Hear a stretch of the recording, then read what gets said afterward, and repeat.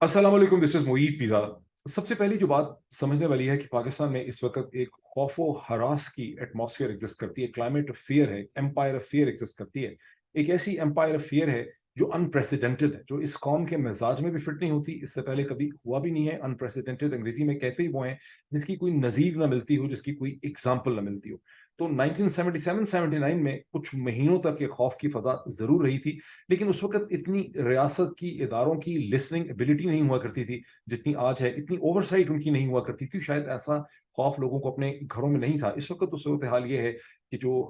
ये एक नई टेक्नोलॉजी का एक तरह का इफ़ेक्ट है कि जो लोग घरों में हैं, सरकारी मुलाज़िम हैं, सो कॉल्ड हुकूमत के मुलाज़िम हैं, सिविल सर्वेंट्स हैं, जो लोग इवन रजीम की सपोर्ट करते हैं, लेकिन हर बात ज़ाहिर है कि वो इस रजीम के बड़ों के फ़ेवर में नहीं बोल रहे होते। उनको भी इतना खौफ है कि घर में भी बात करते हुए मुझे पता चला है, मुझे लोगों ने बताया कि खौफ़ज़दा हैं। फ़ोन पे तो बिल्कुल ही बात करते हुए लोग डरते हैं, बल्कि ये कहते हैं कि यहाँ इस कमरे में बात नहीं करते, लॉन में चले जाते हैं। कई दफ़ा लोग कहते हैं लॉन में नहीं बात करते, घर से बाहर निकल जाते हैं, ड्राइव पे चले जाते हैं, फिर जाके बात करते हैं। तो एक ऐसी खौफ़ व हरास की हवा कायम है। एक खातून जो हैं उनसे मेरी बात हुई, वो इतनी डरी हुई हैं, हालाँकि वो उनका ताल्लुक ही नहीं है पीटीआई के साथ या सियासत के साथ, लेकिन वो कहीं फिरते जज़्बात में मजबूर होके 9 मई को किसी जुलूस जो निकल रहा था उसमें अंदर वो चली गईं और उसके बाद जुलूस तितर-बितर हो गया। जब पुलिस आई, लेकिन उस दिन से अब 3 हफ्तों से ज़्यादा गुज़र गए हैं, उनके ज़हन के ऊपर एक खौफ़ तारी है कि मैं कहीं गाड़ी में जा रही होंगी, तो वो गाड़ी रोक के कहीं मुझे कोई बाहर निकाल लेगा, मुझे गिरफ्तार कर लेंगे, क्योंकि लोगों को गिरफ्तार कर रहे हैं। तो यूँ वो लोग जिनका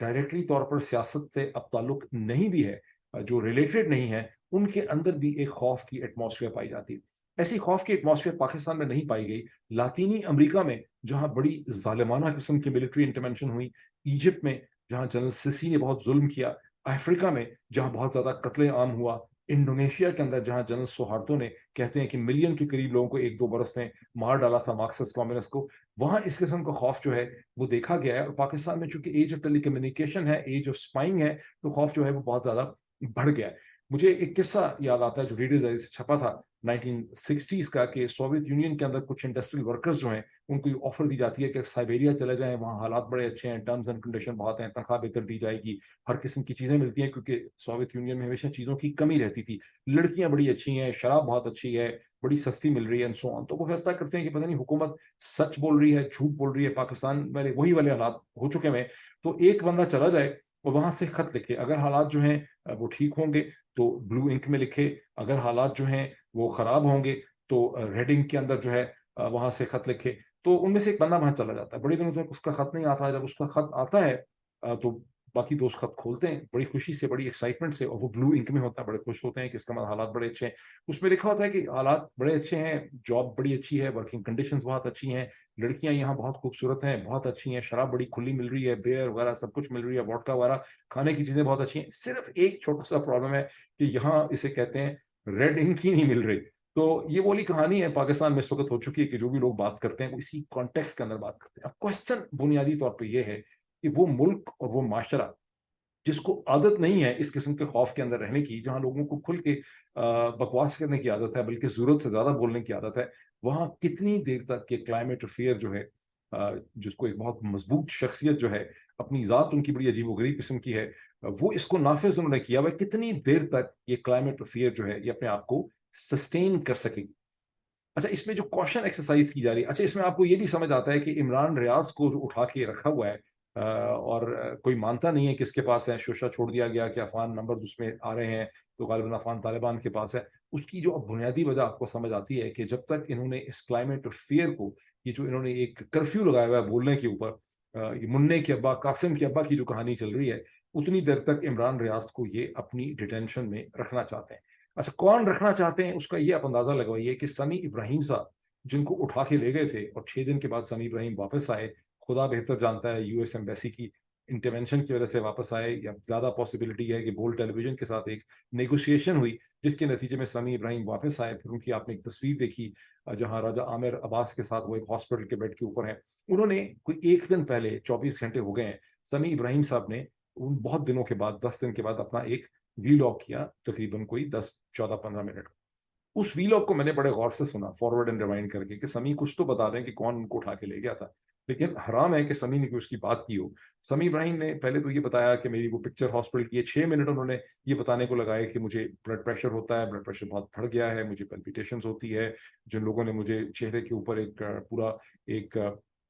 انہوں نے ان کا ڈھاٹا باندھا ہوا تھا, یہ ماسک پہنایا ہوا تھا, وہ ان کو ایک اسلام آباد کے میرے خیال H11 کے قبرستان کے پاس چھوڑ کے چلے گئے. وہ کون لوگ تھے؟ سمی ابراہیم ان کو نہیں دیکھ سکے, انڈرسٹینڈیبل ہے کہ نہیں دیکھ سکے. پھر وہاں سے ان کا ایک فون ان کے پاس تھا, وہ فون کام کرتا تھا. انہوں نے اپنے بھائی یا کزن کو فون کیا, وہ آئے, ان کو لے آئے. اس کے بعد اب سمی ابراہیم چاہتے ہیں کہ ملک کے حالات بہتر ہوں, یہ جو صورتحال ہے یہ ختم ہو, ملک میں کنسنسس کی ضرورت ہے. اور چونکہ میں تو لوگوں کو دیکھ ہی نہیں سکا, اس لیے مجھے پتہ نہیں ہے. تو سمی ابراہیم نے ان کا بھی نہیں بتایا کہ چلیں جو لوگ چھوڑ کے گئے تھے قبرستان کے قریب, وہ تو سمی ابراہیم ان کو نہیں دیکھ سکے. لیکن جن لوگوں نے اٹھایا تھا, جنہوں نے کی گاڑی روکی تھی 7th ایونیو کے اوپر, ان کے ڈرائیور اور ان سے فون چھینے تھے, ان کو اٹھا کے گاڑی میں لے گئے تھے, ان لوگوں کے بارے میں بھی سمی ابراہیم نے کچھ نہیں بتایا. فرق اس سے اس لیے نہیں پڑتا, سمی ابراہیم نے نہیں بتایا لیکن کوئی ایسا نہیں ہے جس کو کہتے ہیں پتا پتا بوٹا بوٹا جانے ہیں.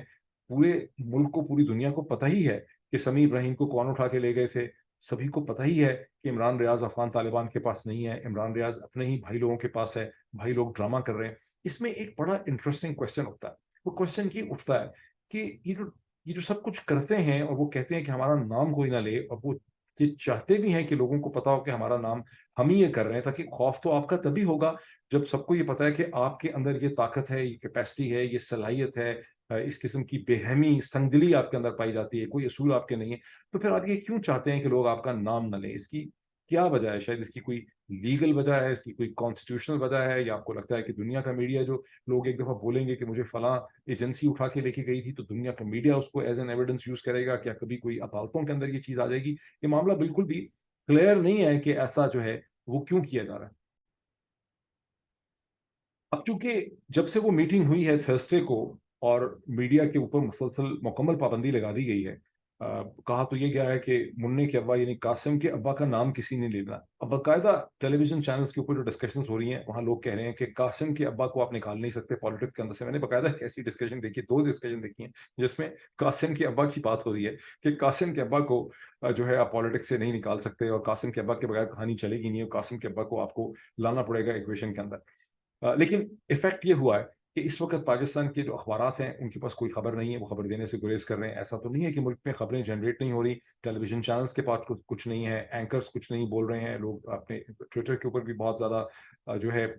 کوشن ایکسرسائز کر رہے ہیں. سمی ابراہیم کا قصہ میں نے آپ کو سنا ہی دیا ہے, اور سولجر اسپیک کا ویلاگ اور یوٹیوب جو ہے اس کو بند کروا دیا گیا ہے. کچھ اور لوگ جو ویلاگس کرتے تھے وہ اتنی ریگولرلی ویلاگ نہیں کر رہے, کہ جو دن میں 2-2 3-3 کرتے تھے وہ اب 2 دن کے بعد یا 1 دن کے بعد کر رہے ہیں. تو کسی کے پاس جنرلی بہت زیادہ خبریں اس اسٹیج پہ نہیں ہیں. And as I have said earlier کہ یہ سچویشن سسٹینیبل نہیں ہے. بہت جلدی آپ دیکھیں گے کہ بہت آہستہ آہستہ لوگ جو ہیں اس ڈسپلن کو وایولیٹ کرنے لگ جائیں گے.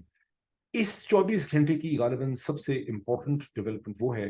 جہاں ڈاکٹر یاسمین راشد جو ہیں, وہ جب ATC اینٹی ٹیرر کورٹ کی جو جج صاحبہ ہیں, میرا خیال ہے ان کے سامنے پریزنٹ ہوتی ہیں, وہ جج صاحبہ جو ہیں ان کو ان چارجز سے ایگزونریٹ کر دی. چارج کون سا تھا؟ چارج ان کے اوپر یہ تھا کہ انہوں نے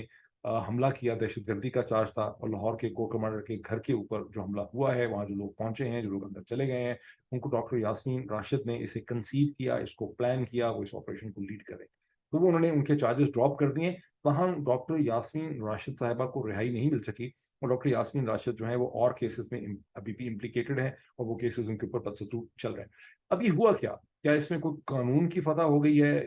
جج صاحبہ اتنی, جج صاحب یا صاحبہ مجھے نہیں سمجھ آ رہی, میرے خیال جج صاحبہ ہیں, وہ اتنی اسٹرانگ ہو گئی ہیں, اتنی مضبوط ہو گئی ہیں, یہ ہو گئے ہیں ابھیر جو نام ہے, I am not very clear. So یہ جج جو ہے وہ اتنا اسٹرانگ ہو گیا ہے کہ اس نے یہ فیصلہ کر دیا ہے نظام حکومت کے وقت کے خلاف, یا اس کے اندر کوئی مصلحت ہے. ایک اس میں وجہ تو یہ سمجھ آپ کو آتی ہے کہ ڈاکٹر یاسمین راشد صاحبہ جن کی عمر 70 برس سے زیادہ ہے,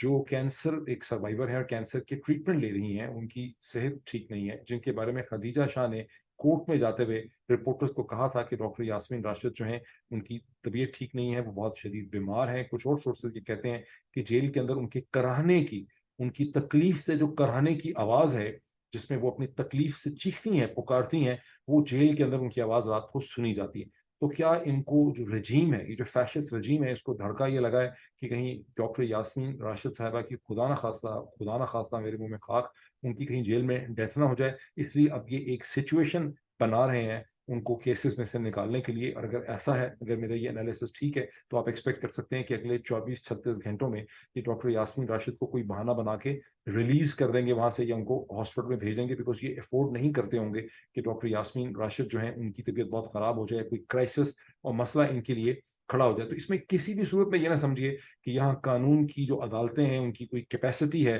کچھ بہت زیادہ کچھ کر سکنے کی. ہیونگ سیڈ دس, یہ سچویشن بھی بہت دیر نہیں چلنے لگی. یہ جو ابھی سچویشن انہوں نے امپوز کی بھی ہے, کرفیو ٹائپ سچویشن, یہ بھی آہستہ آہستہ بتدریج جو ہے کسی اور طرف جانے لگ جائے گی, اور یہ بہت دیر تک اس کو اس طرح سے روک کے نہیں رکھ سکیں گے. دوسری طرف جو کچھ خواتین ہیں, جس میں عالیہ حمزہ ہیں, جس میں صنم جاوید ہیں, جس کے اندر طیبہ راجہ ہیں اور خدیجہ شاہ وغیرہ ہیں, ان سب کا ایک جسمانی ریمانڈ تو دیا ہے, لیکن ان کو رات کو جوڈیشل میں ہی رکھا جائے گا, یعنی صبح 9 بجے ان کو لے جایا جائے گا اس انکوائری کے لیے, جس کا فزیکل ریمانڈ دیا گیا ہے. کیوں دیا گیا؟ فزیکل ہونا ہی نہیں چاہیے تھا اصل میں, لیکن اس کے بعد ان کو واپس جیل میں لایا جائے گا. یہاں چھوٹی سی ایک ٹرک میں آپ کو بتاؤں کہ آپ نے دیکھا ہوگا کہ پچھلے 2 دن پہلے جب یہی خواتین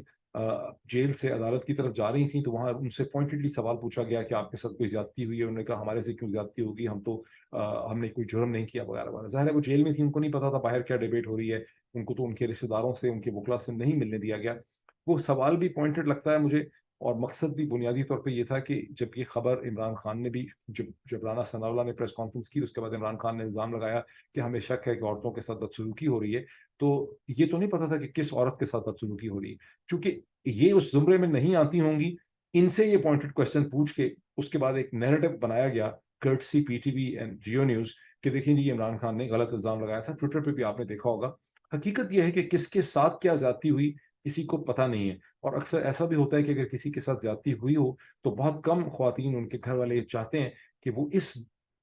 بدنصیب معاشرے کے اندر, میں کیا لفظ اس کے لیے استعمال کروں, اس بدنصیب معاشرے میں اگر کسی عورت کے ساتھ زیادتی ہوتی ہے تو وہ بیچاری, وہ بھی اسی عورت کے خلاف وہ چیز جو ہے وہ استعمال ہوتی ہے. تو یہ عین جو ہے اس میں ممکن. میں نے بہت گھنٹے پہلے ایک بڑا ڈیٹیل ٹویٹ نوٹ لکھا تھا, جس کے بارے میں بعض لوگوں نے نیچے لکھا کہ سافٹ ویئر اس کا اپڈیٹ ہو گیا. حالانکہ میں نے اس کے آخر میں لکھا تھا یہ میری پریس کانفرنس نہیں ہے, یہ میرا استدلال ہے. اردو میں لکھا تھا میں نے اس ٹویٹ کے اندر یہ ایکسپلینیشن دی, اور پہلے بھی کئی دفعہ اپنے ویلاگس میں دے چکا ہوں. پچھلے کئی ہفتوں میں نے یہ بات بار بار کہی ہے, بار بار میں نے بات ریپیٹ کی, اور بہت زیادہ لوگوں نے اس کو انڈرسٹینڈ بھی کیا ہے, ایبزارب بھی کیا ہے, اس کا ذکر بھی کرتے ہیں اپنے ٹویٹس کے اندر, اپنے کامنٹس کے اندر کرتے ہیں. لیکن میں چاہتا ہوں اس چیز کو اور بہت اچھی طرح سے سمجھا جائے, اور وہ ہے کہ پاکستان کے اندر جو ہم ایک ہیجان دیکھ رہے ہیں, جو ہم جنگ کی کیفیت دیکھ رہے ہیں, پاکستان کے اندر جو ہم مار دھاڑ دیکھ رہے ہیں, پاکستان کے اندر جو ایک لڑائی ہو رہی ہے, یہ در حقیقت سول ملٹری لڑائی نہیں ہے. پاکستان کی فوج کے ڈھانچے میں, اس کی پریولیجز کے اندر بہت سے مسائل ہیں. وہ مسائل ریفارم ڈیمانڈ کرتے ہیں. ٹی ایچ ایز میں کیا ہو رہا ہے, فوجی فاؤنڈیشنز میں کیا ہو رہا ہے, لوگوں کو کتنے پلاٹ مل رہے ہیں, کرپشن ہے, کمیشن ہے, میرٹ پہ فیصلے ہو رہے ہیں یا نہیں ہو رہے. یہ فوج کے اندر یہ مسائل اسی طرح سے ہیں جس طرح پنجاب پولیس میں ہیں, جس طرح سے جوڈیشری میں ہے, جس طرح سے وزارت تعلیم کے اندر ہیں, جیسے کسی ریگولیٹری باڈی کے اندر ہیں, جیسے کسی سیاسی جماعت میں ہوتے ہیں. اور فوج میں ہمیشہ ان کو ڈینائی کیا گیا, وہاں کہا گیا کہ نہیں باقی سارے پاکستان کے اندر تو بڑی کرپشن ہے, بہت گند ہے, اسٹرکچر خراب ہے, سب کو ٹھیک کرنے کی ضرورت ہے. فوج میں چیزیں بڑی زبردست ہو رہی ہیں, بڑی اکاؤنٹیبلٹی ہے, چیزیں میرٹ کے اوپر ہوتی ہیں, بہت زبردست ٹرانسپیرنسی ہے, چیف فرسٹ امنگ دا ایکولس ہوتا ہے. تو ایک فالس نیریٹو دیا گیا سویلینز کو, جس کو ہم سب لوگوں نے, اور آپ میں سے بہت لوگوں نے گزشتہ 20-25 برس میں منو ان قبول کیا. وہ نیریٹو ڈیفینیٹلی صحیح نہیں ہے, اور فوج کو بھی ریفارم کی ضرورت ہے. لیکن جو جھگڑا ہم دیکھ رہے ہیں, جو پوائنٹ ہے سمجھنے والا, یہ میں نے تمہید اس لیے باندھی ہے کہ لوگ کہیں گے سافٹ ویئر اپڈیٹ ہو گیا, تو میں ایک تھوڑا کریٹیکل نوٹ اس کے بارے میں بتاؤں. لیکن جو چیز میں سمجھانا چاہ رہا ہوں, لٹرلی لائک اے لیکچرر اور ایز اے پروفیسر, یہ جھگڑا جو اس وقت ہم دیکھ رہے ہیں, یہ جو مار پیٹ اور یہ جو دہشت اور یہ جو خوف کی فضا ہے, جو کلائمیٹ افیئر ہے, یہ سول ورسز ملٹری نہیں ہے. کیونکہ اس میں گالی فوج کو پڑ رہی ہے, ساری تنقید فوج کو ہو رہی ہے, رد عمل فوج کے خلاف ہو رہا ہے, سینکڑوں ہزاروں ٹویٹ اور اسٹیٹمنٹس ایک دن میں جنریٹ ہو جاتی ہیں ورلڈ وائڈ, جس میں فوج کو برا بھلا کہا جاتا ہے. لیکن اس کی ایک سائنس ہے, اس پوری چیز کی ایک ٹرم ہے بایولوجی کے اندر, میڈیکل سائنس میں इनोकुलेशन, उर्फ आम में आप उसको वैक्सीनेशन भी समझ सकते हैं, लेकिन इनोकुलेशन एक खास टर्म है जिसका मतलब होता है कि थोड़ी सी अमाउंट में बहुत थोड़ा सा माइक्रो ऑर्गेनिज्म, स्मॉल पॉक्स के कॉन्सेप्ट में इम्यूनिटी पैदा करने के लिए छोटा सा एटेन्यूएटेड मॉडिफाइड कमजोर स्पेसिमेन आप लेंगे बैक्टीरिया का, ये वायरसेस के साथ भी हो सकता है, और वो आप बॉडी में इंजेक्ट करते हैं इन ए कंट्रोल्ड एक्सपेरिमेंटल फैशन, और उसके बाद वो थोड़ी देर के लिए जिसको आप इनोकुलेट करते हैं उसको बुखार भी हो सकता है, वो बीमार भी हो सकता है, लेकिन उस टेम्पररी इलनेस के नतीजे में, इन्फेक्शन के नतीजे में उसकी बॉडी के अंदर, उस शख्स की बॉडी के अंदर, हम सब ने बचपन से ये चीज एक्सपीरियंस की है, उसके अंदर एक कुव्वत मुदाफत पैदा होती है, उसके अंदर एक रिएक्शन पैदा होता है। पाकिस्तान में ये जितने भी इस वक्त ताकतवर लोग हैं, अशखास हैं, ये मेरा मेरा ट्वीट नोट भी यही कहता है, मैं चाहूंगा मैं उसको डिस्क्रिप्शन में आपके साथ शेयर भी कर देता हूं, उर्दू में उसको हजारों दफा लोग रीट्वीट कर चुके हैं।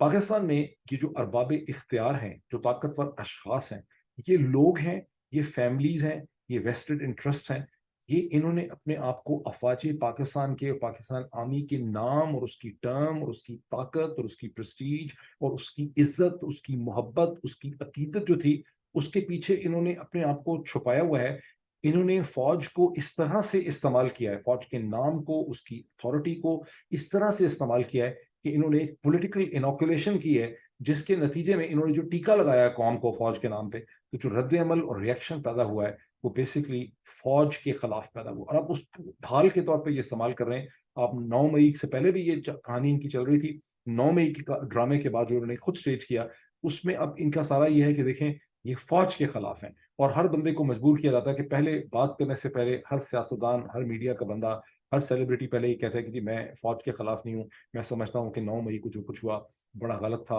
वो नहीं होना चाहिए था, फौज की बड़ी इज्जत है, हमें फौज की बड़ी जरूरत है। इनमें से कोई भी चीज ऐसी नहीं है जिससे पाकिस्तान के लोगों ने कभी डिनाई किया है। सभी लोगों ने माना है कि पाकिस्तान का एग्जिस्टेंशियल कॉन्फ्लिक्ट है, पाकिस्तान के बहुत से मसाइल हैं, बल्कि बड़े एक्सैजरेटेड लेवल पे, जो दुनिया में गालबन कहीं पर भी किसी फौज की इतनी अहमियत, इतनी इज्जत, इतनी अकीदत नहीं है। मेरा नहीं ख्याल कि दुनिया में कहीं को फौज की इतनी तारीफ करता है किसी मुल्क के अंदर जितनी पाकिस्तान में की जाती है। तो लेकिन उसको अब टर्न अराउंड किया गया है, और फौज की इज्जत को इस्तेमाल किया जा रहा है मुजरमों को उसके पीछे छुपने के लिए। नहीं, मुजरम अनासर जो हैं वो उन्होंने अपने आप को फौज के पीछे छुपाया हुआ है, और उसको पाकिस्तान के लोगों के खिलाफ उसको इस्तेमाल कर रहे हैं, उस long establish tradition of respect को जो लोगों के अंदर पाई जाती है उसको यूज कर रहे हैं। इन अदर वर्ड्स, अच्छा इसको करने का नुकसान क्या है? इसको करने का नुकसान है कि जो अफवाज पाकिस्तान की गुडविल है, जो एक्यूमुलेटेड गुडविल है, उसका चेक इन्होंने कैश कर लिया, अपने मकासद में कैश कर लिया, फौज ने कैश नहीं किया। This is the point which I want to emphasise. ये फौज को तो कोई फायदा नहीं हुआ, ये पूरा क्राइसिस खड़ा किया गया है